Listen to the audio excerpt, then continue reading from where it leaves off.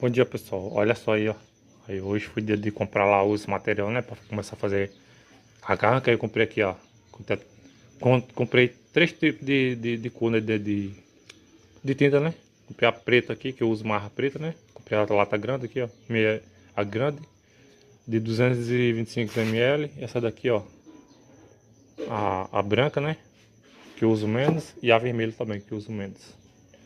E comprei lixo aqui. Eu acho que eu comprei quase umas 20 lixo aqui, ó. De várias grossuras, né? Da 60 até a 220. Aí aqui comprei também o formão aqui, ó. Aí eu tava namorando esse formão aqui, pessoal, aqui, ó. Tá namorando ele aqui. Olha pra você ver a diferença desde aqui, ó. Vou botar os dois juntos aqui pra você ver, ó. Olha a diferença. Vai agilizar muito o meu trabalho, viu, com os artesanatos. É isso aí, pessoal.